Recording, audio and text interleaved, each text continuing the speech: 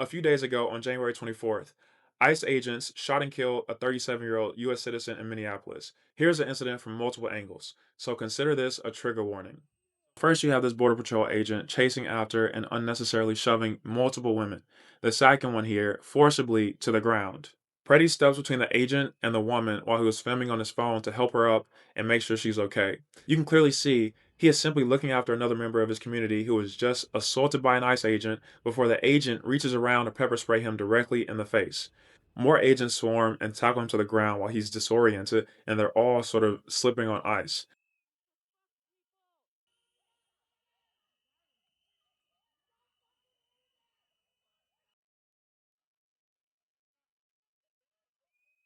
As multiple agents restrain him on the ground, one is literally pistol whipping him in the head, and then another one reaches around Pretty's waist to take his gun before exiting the pile. Then, as soon as he's unarmed, an officer begins to shoot him.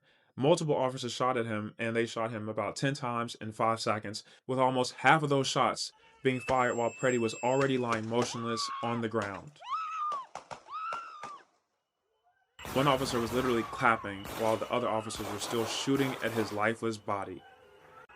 That tells you how safe and secure they felt, that they were able to clap with righteous indignation as they shot an American citizen to death in broad daylight on a Minneapolis street. But within hours of Pretty's death, as if we don't have eyes, this is what Kristi Noem, the DHS secretary, and Greg Bovino, the head of Border Patrol, the government, said in response. This individual who came with weapons and ammunition to stop a law enforcement operation of federal law enforcement officers committed an act of domestic terrorism. That's the facts.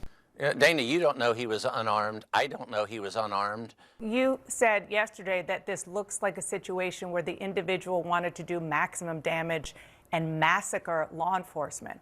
The fact that they're highly trained prevented any specific shootings of law enforcement. So good job for our law enforcement in taking him down before he was able to do that. With respect, it feels as though in some ways you're blaming the victim here.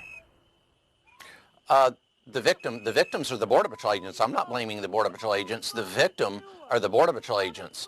They're telling you not to believe what you can plainly see, but in the same exact breath, they have no problem stating with absolute authority that this law abiding gun owner was coming to massacre the real victims. So if the government can lie straight to our faces about what we can literally see and call him a terrorist, what else could they, the government, be lying to us about?